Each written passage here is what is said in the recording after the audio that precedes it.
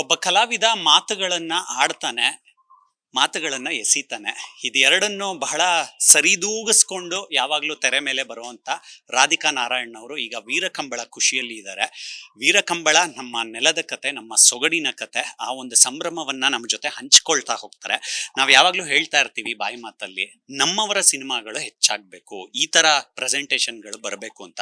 ವೀರಕಂಬಳ ಒಂದು ಸಾಂಗ್ ಬರುತ್ತೆ, ಟ್ರೇಲರ್ ಬರುತ್ತೆ, ಅದಾದ್ಮೇಲೆ ಎಲ್ರು ಕೂಡ ಕಾಂತಾರಗೆ ಕಂಪ್ಯಾರಿಸನ್ ಮಾಡ್ತಾರೆ. ಅಂದ್ರೆ ಕಾಂತಾರ ಬಂದ ಮೇಲೆ ಈ ತರ ಕತೆಗಳು ಬರ್ತಾ ಇದೆ ಅಂತ. ನಿಮಗೆ ಈ ಒಂದು ಇಂಡಸ್ಟ್ರಿಯ ಒಳ ಮಜಲುಗಳು ಈಗ ಹೇಗ್ ಕಾಣಿಸ್ತಿದೆ? ಓಕೆ. ಈ ಒಂದು ಸಿನಿಮಾದ ಪ್ರಯುಕ್ತ ಅಲ್ವಾ ನೀವು ಕೇಳಿದ್ದು? ಓಕೆ. ಸೊ ಒಂದು ವಿಚಾರ ನನ್ಗೇನಪ್ಪಾ ಅಂದ್ರೆ, ಇಂತಹ ಸಾಂಪ್ರದಾಯಿಕ ಒಂದು ವಿಚಾರವಾಗಿ ನಾವು ಏನೊಂದು ಒಂದು ಕಥಾವಸ್ತುವನ್ನಾಗಿ ನಾವು ತಗೊಂಡಿರ್ತೀವಿ, ಆ ಒಂದು ಸಿನಿಮಾಗಳು ಗೆದ್ದಿದಾವೆ ಅಂತ ನನ್ಗನ್ಸುತ್ತೆ. ಸೊ ಹಾಗಾಗಿ ಏನಂದ್ರೆ, ಒಂದು ಸಿನಿಮಾ ಅದ್ರದ್ದು ನೇಟಿವಿಟಿ, ಅದು ಏನು ಆ ಲೋಕಲ್ ಫ್ಲೇವರ್ ಇದೆಯೋ ಅದನ್ನ ಹೊತ್ಕೊಂಡು ಬಂದಾಗ ಅದು ಜನರು ಅದಕ್ಕೆ ಇಮಿಡಿಯೇಟ್ ಆಗಿ ಕನೆಕ್ಟ್ ಆಗ್ತಾರೆ ಅಂತ ಹೇಳಿ. ಸೊ ಹಾಗಾಗಿ ನೀವು ಈಗ ನೋಡ್ಬೋದು, ಪ್ರತಿಯೊಂದು ನಮ್ಮ ಸಿನಿಮಾಗಳಲ್ಲೂ ಯಾವ್ದ್ಯಾವ್ದೇ, ಈಗ ನಾವು ಒಳ್ಳೊಳ್ಳೆ ಸಿನಿಮಾಗಳನ್ನು ನೋಡಿದ್ರು ಕೂಡ ಇದೊಂದು ಅಂಶನ ನಾವು ಗಮನಿಸ್ತಾ ಹೋಗ್ತೀವಿ. ಸೊ ರಾಜೇಂದ್ರ ಸಿಂಗ್ ಬಾಬು ಸರ್ ಕೂಡ ಈ ಒಂದು ಅಂಶವನ್ನ ಇಟ್ಕೊಂಡು, ಬಟ್ ಕಂಪ್ಯಾರಿಸನ್ ಖಂಡಿತ, ಯಾಕಂದ್ರೆ ಒಂದೇ ಜಾಗದಿಂದ ಬರೋದಲ್ಲ. ಸೊ ಅದರಿಂದ ಅದು ಆ ಒಂದು ಸ್ಫೂರ್ತಿ ಅಂತನಾದ್ರೂ ಹೇಳ್ಬೋದು. ವೈ ನಾಟ್ ಅಲ್ವಾ? ನನ್ನ ಪ್ರಕಾರ ಅದು. ಸೊ ಹಾಗಾಗಿ ಜನರು ಏನೇ ಹೇಳಿದ್ರು ಬಂದ್ಬಿಟ್ಟು ಸಿನಿಮಾನ ನೋಡ್ಬಿಟ್ಟು ಹೇಗೆ ವಿಭಿನ್ನವಾಗಿದೆ ಅಂತ ನೀವು ನೋಡಿ. ಅದಕ್ಕೆ ನೀವು ಫೆಬ್ರವರಿ 27ನೇ ತಾರೀಕು ಸಿನಿಮಾ ಚಿತ್ರಮಂದಿರಕ್ಕೆ ಬಂದ್ಬಿಟ್ಟು ಸಿನಿಮಾ ನೋಡ್ಬೇಕು ಅಂತ ನಾನು ಹೇಳ್ತೀನಿ. ಪ್ರತಿಯೊಬ್ಬ ಕಲಾವಿದರಿಗೂ ಇಂತಿಂತ ಶೇಡ್ ನಲ್ಲಿ ಪಾತ್ರಗಳು ಮಾಡ್ಬೇಕು ಅಂತ ಆಸೆ ಇರುತ್ತೆ. 11ನೇ ವರ್ಷ ಸಕ್ಸಸ್ಫುಲಿ ರನ್ನಿಂಗು. ಪೊಲೀಸ್ ಆಗಿ ಬರ್ತಾ ಇದ್ದೀರಾ. ನಾವು ರಂಗೀತರಂಗ ಇಂದ ನೋಡ್ಕೊಂಡ್ ಬಂದಿದೀವಿ ನಿಮ್ ಕೆರಿಯರ್. ನಿಮ್ದು ಒಂದು ತುಡ್ತಾ ಇದೆ, ಬೇರೆ ಬೇರೆ ತರ ಟ್ರೈ ಮಾಡ್ಬೇಕು ಅಂತ. ಒಂದು ಪೇಸ್ ಬರುತ್ತೆ, ನಮಗ್ ಬರೋಂತ ಪಾತ್ರಗಳನ್ನ ಮಾಡ್ಕೊಂಡು ಹೋಗ್ಬಿಡೋಣ ಅಂತ. ಇನ್ನೊಂದ್ ಪೇಸ್ ಬರುತ್ತೆ, ಇಲ್ಲ ಬೇಡ, ನನಗೆ ಇಷ್ಟ ಆಗಿರೋದನ್ನೇ ಮಾಡೋಣ ಅಂತ. ನೀವು ಯಾವ ಪೇಸ್ ಅಲ್ಲಿ ಇದ್ದೀರಾ? ನಾನು ಮೋಸ್ಟ್ಲಿ 2ನೇ ಪೇಸಲ್ಲಿ ಇದ್ದೀನಿ ಅನ್ಸುತ್ತೆ. ಸಾಕಷ್ಟು ಟ್ರೈ ಮಾಡಿದ್ದೀನಿ ಮೊದಲನೇ ಪೇಸಿಗೆ ಹೋಗ್ಬಿಡೋಣ ಅಂತ ಹೇಳಿ, ಬಟ್ ಆಗಿಲ್ಲ. ಯಾಕಂದ್ರೆ ಮನ್ಸಿಗೆ ಇಷ್ಟ ಆಗದೆ ಮಾಡೋದಿದೆಯಲ್ಲ, ಅದು ತುಂಬಾನೇ ಕಷ್ಟ ಅಂತ. ಕೆಲವು ಸರಿ ಸಾಕಷ್ಟು ನರೇಶನ್ ಎಲ್ಲ ಕೇಳಿದ್ಮೇಲೆ, ಆಕ್ಚುಲಿ ನರೇಶನ್ಗಿಂತ ಹೋಗೋಕ್ಕಿಂತ ಮುಂಚೆನೆ ಅನ್ಕೊಂಡ್ಬಿಟ್ಟಿರ್ತೀನಿ ಇದಕ್ಕೆ ಎಸ್ ಅಂತ ಹೇಳ್ಬಿಡೋಣ ಅಂದ್ಬಿಟ್ಟು, ಯಾಕಂದ್ರೆ ಒಂದು ಐಡಿಯಾ ಇರುತ್ತಲ್ಲ ಪಾತ್ರದ ಬಗ್ಗೆ. ಬಟ್ ಕೆಲವು ಸರಿ ನರೇಶನ್ ಆದ್ಮೇಲೆ ಯಾಕೋ ಬೇಡವೇನೋ ಅಂತ ಅನ್ಸ್ಬಿಡುತ್ತೆ. ಸೊ ಅಂತಹ ಒಂದು ಸನ್ನಿವೇಶಗಳು ಸಾಕಷ್ಟು ಆಗಿವೆ. ಬಟ್ ನೀವು ಹೇಳ್ದಂಗೆನೆ 11ನೇ ವರ್ಷ ಇದು ನಂದು. ನೀವು ರಂಗಿತ ರಂಗದಲ್ಲಿ ಒಂದು ಏನು ಗರ್ಭಿಣಿಯ ಒಂದು ಪಾತ್ರದಲ್ಲಿ ನೋಡಿರ್ತೀರ ನನ್ನ. ಆಕೆ ತುಂಬಾನೇ ಮೈಲ್ಡ್ ಅಂತಾನೆ ಹೇಳ್ಬೋದು. ಮೈಲ್ಡ್ ಕ್ಯಾರೆಕ್ಟರ್ ಅದು. ತುಂಬಾನೇ ಸಾಫ್ಟ್, ಆಕೆ ಸಾಫ್ಟ್ ನೇಚರ್ ಇರುವಂತಹ ಒಂದು ಪಾತ್ರ ಅದು. ಇವಾಗ 11 ವರ್ಷ ಆದ್ಮೇಲೆ ಅದೇ ರಾಧಿಕಾ ನಾರಾಯಣ್ ಈಗ ಒಂದು ಪೊಲೀಸ್ ಕಮಿಷನರ್ ಆಗಿ ಮಾಡ್ತಾ ಇದ್ದಾರೆ. ಸೊ ಹಾಗಾಗಿ ನನಗೆ ಆ ಒಂದು ವೈವಿಧ್ಯತೆ ಸಿಗ್ತಾ ಇದೆಯಲ್ಲ ಅನ್ನೋ ಒಂದು ಖುಷಿ ನನ್ಗಿದೆ. ಇನ್ನೂ ಜನರು ಅದನ್ನ ನನ್ಗೆ, ಈ ಇಂಡಸ್ಟ್ರಿ ನನ್ಗೆ ಇನ್ನೂ ಕೊಡ್ತಾ ಇದೆಯಲ್ಲ, ಆ ನಂಬಿಕೆ ಇಟ್ಬಿಟ್ಟು ಡೈರೆಕ್ಟರ್ಸ್ಗೆ ನಂಬಿಕೆ ಇದೆ, ನಾನು ಇಂತಹ ಪಾತ್ರಗಳಲ್ಲಿ ನಾನು ಮಾಡಬಹುದು ಅನ್ನೋದು. ಸೊ ಅದು ಖುಷಿಯ ವಿಚಾರ ನನಗೆ ಅಂತ ಅನ್ಸುತ್ತೆ. ಪೊಲೀಸ್ ಪಾತ್ರ ಮಾಡ್ತಾ ಇದ್ದೀರಾ. ಪೊಲೀಸ್ ಯೂನಿಫಾರ್ಮ್ ಹಾಕೊಂಡ ತಕ್ಷಣ ಒಂದು ಎನರ್ಜಿ ಪಾಸ್ ಆಗುತ್ತೆ. ನಿಮ್ದು ಪೂರ್ವ ತಯಾರಿಗಳು ಅಂತ ಇರುತ್ತೆ. ನೀವು ಪೊಲೀಸ್ ಸ್ಟೇಷನ್ಗೆ ಹೋಗಿ ಪ್ರೊಸೀಜರ್ಸ್ ನೋಡಿರ್ತೀರಾ, ಪೊಲೀಸ್ ಅವ್ರು ಹೇಗೆ ವೆಲ್ಕಮಿಂಗ್ ಮಾಡ್ಕೊಳ್ತಾರೆ ಕಂಪ್ಲೇಂಟ್ ಕೊಡಕ್ ಬರೋರ್ನ ಅಂತ. ನಿಮಗೆ ಯೂನಿಫಾರ್ಮ್ ಹಾಕಿದ ತಕ್ಷಣ ಯಾರಾದ್ರೂ ನೆನ್ಪಾಗ್ತಾರ? ನನಗೆ ಯೂನಿಫಾರ್ಮ್ ಹಾಕಿದ ತಕ್ಷಣ ಅಫ್ಕೋರ್ಸ್ ಡಿ ರೂಪ ಅವರು ಖಂಡಿತ ಎಲ್ಲರಿಗೂ ಗೊತ್ತಿರುವಂತವ್ರು. ಬಹಳ ಪ್ರಸಿದ್ಧಿಯನ್ನ ಪಡೆದಿರುವಂತಹ ಒಂದು ಪೊಲೀಸ್ ಕಮಿಷನರ್ ಅವರು. ಸೊ ಅವರು ಖಂಡಿತ ನನಗೆ ನೆನಪಿಗೆ ಬಂದೇ ಬಂದ್ರು. ಅವರಿದ್ರು ಇನ್ನೊಬ್ರು ಯಾರು ಬಂದ್ರು ಅಂದ್ರೆ, ನಮ್ಮ ಒಂದು ಚಿತ್ರರಂಗದಲ್ಲೇ ಸಾಕಷ್ಟು ಪೊಲೀಸ್ ಪಾತ್ರಗಳನ್ನು ಮಾಡಿರುವಂತಹ ಮಾಲಾಶ್ರೀ ಮ್ಯಾಮ್ ಕೂಡ ಬಂದ್ರು. ಯಾಕಂದ್ರೆ ಅವ್ರದೇ ಆದ ಒಂದು ಸ್ಟೈಲ್ ಕೂಡ ಇದೆ. ಸೊ ನಾನು ಇದರಲ್ಲಿ ಎಷ್ಟು ನೈಜವಾಗಿ ನಾನು ಆಕ್ಟಿಂಗ್ ಮಾಡಬಹುದು ಅಷ್ಟು ನೈಜವಾಗಿ ಮಾಡಿದ್ದೀನಿ ನೋಡಿದ್ದೀನಿ. ಮತ್ತೆ ಸರ್ನು ಕೂಡ ಅವ್ರದ್ದು ಇನ್ಪುಟ್ಸ್ ಕೂಡ ಸಾಕಷ್ಟಿದೆ.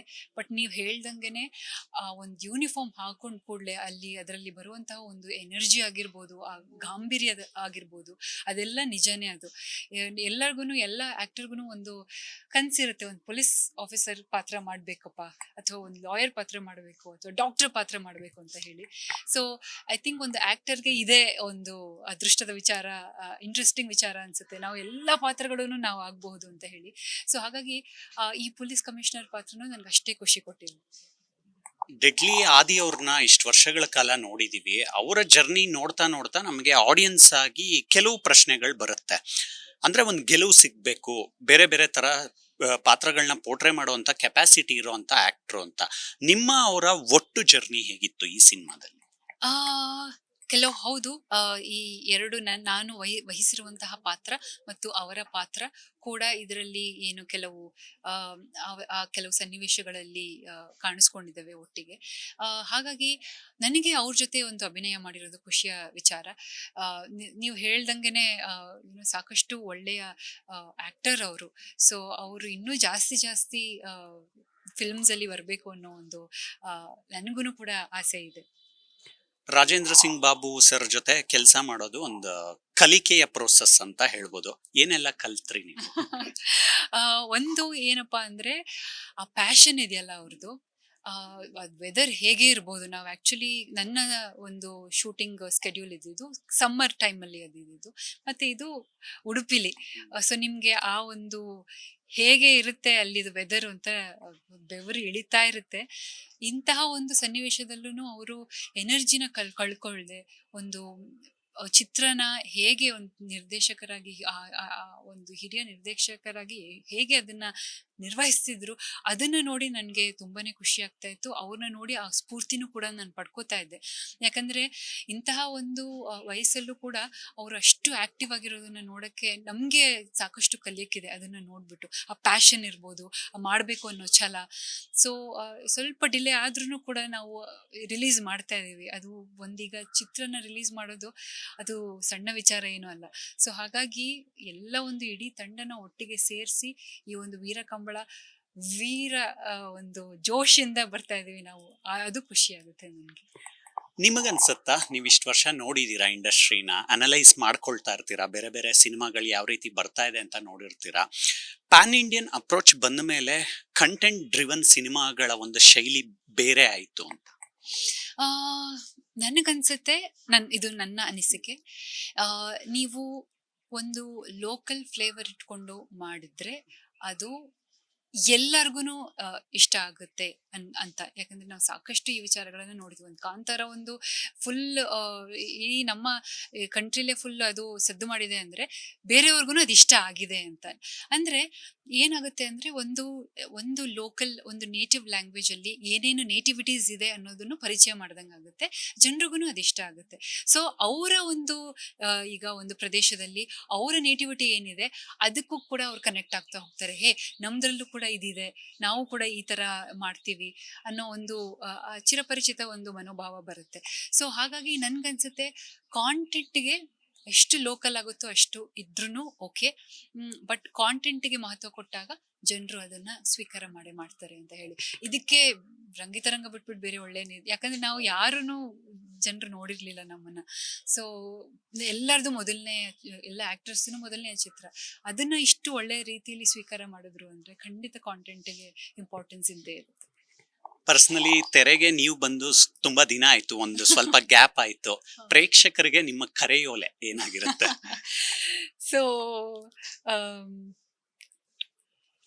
ನಾನು ಆ ಹಾಡು ಗುನ್ಗುಣಿಸ್ತಾ ಇದ್ದೆ ಈಗ. ಸೊ ಆಕ್ಚುಲಿ ನನ್ನ ಕರೆಯೋಲೆ ನಿಮ್ಗೆ ಇದೇ ಫೆಬ್ರವರಿ 27ನೇ ತಾರೀಕು ವೀರಕಂಬಳ.